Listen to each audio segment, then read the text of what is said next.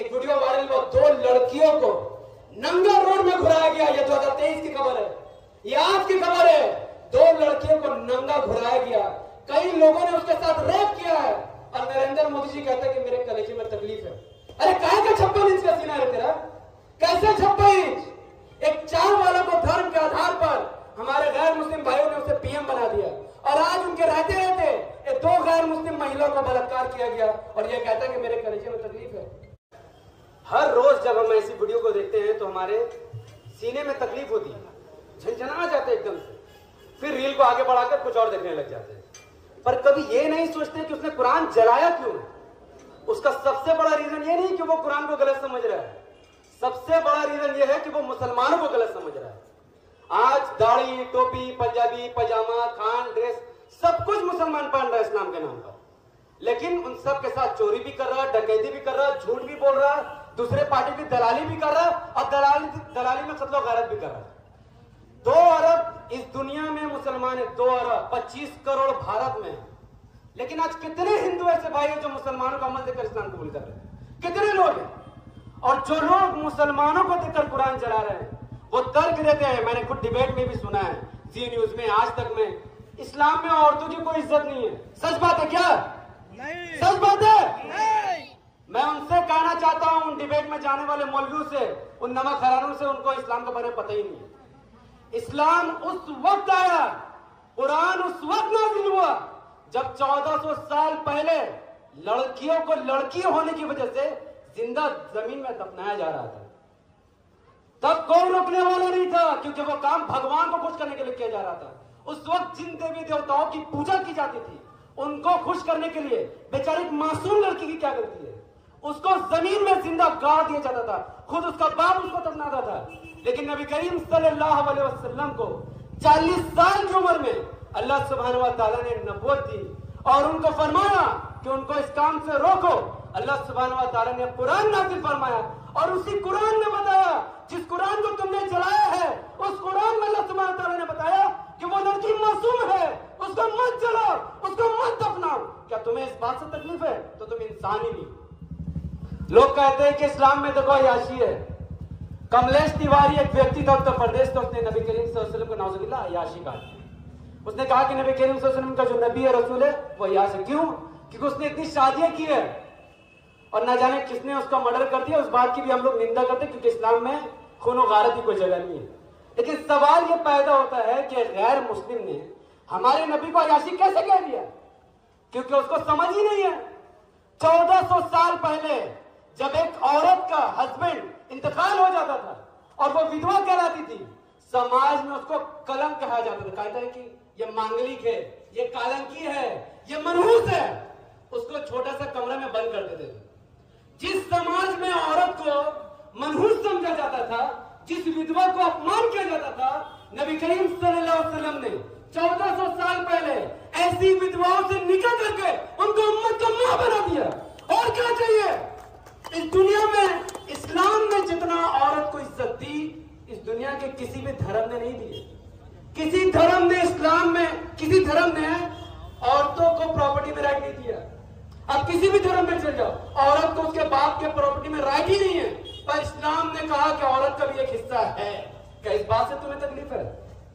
और कुरान में ऐसा क्या लिखा है कि तुम कुरान को चला रहे हो, कुरान की भी उन्नति कर रहे हो? कुरान में जानते हैं क्या लिखा? कुरान में लिखा झूठ मत कहो।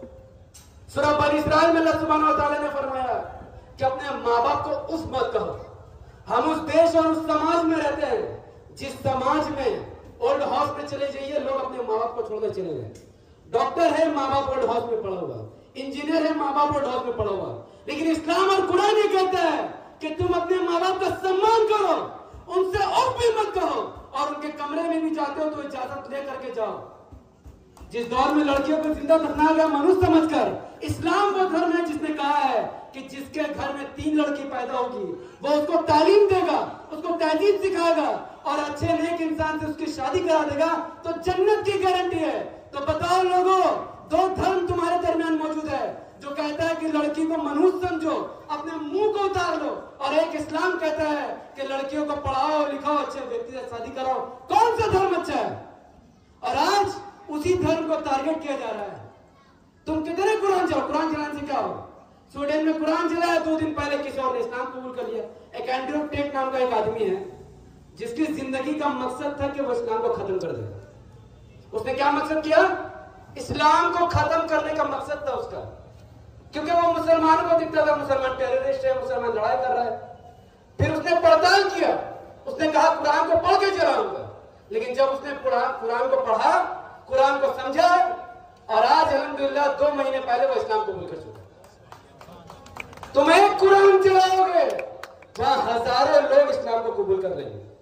और मैं अपने कम्युनिटी के लोगों से क्या कहूं, स्वीडन की सरकार अगर कुरान जलाने की इजाजत देता है तो हम स्वीडन का क्या बिगाड़ सकते हैं? हमारे देश में 25 करोड़ मुसलमान है साहब, सऊदी से ज्यादा, दुबई से ज्यादा, कतर, बहरीन, ओमान से ज्यादा, पूरी दुनिया में सबसे ज्यादा मुसलमान तीसरे नंबर में भारत में। लेकिन 25 करोड़ मुसलमान नकारे, बेकार, कोई काम के लायक नहीं है। ऐसा लगता है कि भारत में मुसलमान ही कोई मुसलमान ही नहीं है, क्योंकि हम एक नहीं है। शिया, सुन्नी, बरेलवी, अहले वादी सब एक दूसरे से लड़ाई कर रहा है। सारे मेंबर में ऐसे मौलवी बैठे हुए हैं जो कुरान की तालीम देने की जगह ये बता रहे थे किताब में ये लिखा, उसी किताब में ये लिखा। पर मैं आपको सॉल्यूशन देकर ही जाऊंगा। आज अगर स्वीडन में कुरान जला, अगर आप चाहते हैं कि आगे कोई देश ऐसा ना करे, तो देश के 25 करोड़ मुसलमानों को एक होकर अपना वोट किसी एक पार्टी को देना होगा। किसी ऐसी पार्टी को वोट दो, किसी ऐसे मुस्लिम नेता को वोट दो कि तुम्हारे वोट देने की वजह से कम से कम 50-60 मुस्लिम एमपी जीतकर पार्लियामेंट में जाए। इससे क्या होगा? इससे यह होगा कि सरकार तुम्हारी होगी। अगर मुसलमानों के समर्थन से देश में सरकार बनेगी तो स्वीडन के प्रोडक्ट को नेशनल वाइड बैन कर दिया जाए। मोबाइल से कितना प्रोडक्ट बैन करेंगे? हमारे ताकत हमने मोबाइल में बैन कर दिया, आखिर में बच गया। पर मेन उनको अगर सबक सिखाना है तो सरकार में हमें आना होगा। एग्जांपल के तौर पर वेस्ट बंगाल में मैं माननीय ममता बनर्जी जी से सीधा अपील करूंगा कि आपको इस साल विधानसभा इलेक्शन में बंगाल के 30% मुसलमानों ने एक तरफा आपको वोट कर दिया कि आप जीतो, आप सीएम बनो, आपकी सरकार बनेगी। कितने मुसलमानों को मंत्री बना दिया आपने? कितने मुसलमानों को डिप्टी सीएम बना दिया आपने? चलिए आपने मंत्री नहीं बनाया, आपने सीएम नहीं बनाया, लेकिन जिस मुसलमानों को आपने वोट लिया है, जब आप स्टेज में चढ़कर इलेक्शन के टाइम में अल्लाह रसूल की बात कर रही थी, सर में आपका दुपट्टा तावड़ नहीं था, आपके जबान से अल्लाह रसूल का नाम निकल रहा था। आज इलेक्शन खत्म, वोटिंग खत्म, 30% मुसलमानों को वोट लेते हुए जब आपको पता चला कि कुरान को जलाया गया है, तो कम से कम वोट देने वालों के लिए ही एक स्टेज बनाती, रास्ते पर आती और कहती कि उसने गलत काम किया। आज वेस्ट बंगाल में 18 मेंबर ऑफ पार्लियामेंट टीएमसी के 4-5 मुसलमान है बस। लेकिन अगर मुसलमानों की परवाह ममता बनर्जी को रत्ती बराबर दी है तो वो 18 एमपी स्वीडन में जलाया गया कुरान की निंदा पार्लियामेंट में करेंगे। अभी पार्लियामेंट ऑन हो चुका है, और अगर आपके एमपी ने कुरान जलाने की निंदा नहीं की तो रब्बे काबा की कसम वेस्ट बंगाल का कोई मुसलमान आने वाले वक्त में टीएमसी को वोट नहीं करेगा। हमें रोड में, स्कूल में, कॉलेज में उर्दू का खात्मा किया जा रहा है, अब क्या कुरान जलाने पर भी खामोश रहे? तो एक काम मैं देकर जा रहा हूं, अगर वो नहीं हुआ इंशाल्लाह फिर से स्टेज लगेगा, फिर से आंदोलन होगा। जाते जाते मैं कहूंगा कि देश में कई संगठन है, लेकिन मैं उम्मीद संगठन के लोगों को काफी दुआएं दूंगा, अल्लाह इनके चेहरे को रोशन करे, इन पर रहमत और बरकत करे। मैं बोलने वाला मेरी कोई औकात नहीं है और आप सुनने वाले आपकी कोई हैसियत नहीं है। अल्लाह जिसे चुनता है वो बोलता है, जिसे चुनता है वो सुनता है, और जिसे चुनता है उसके लिए उससे काम लेता है।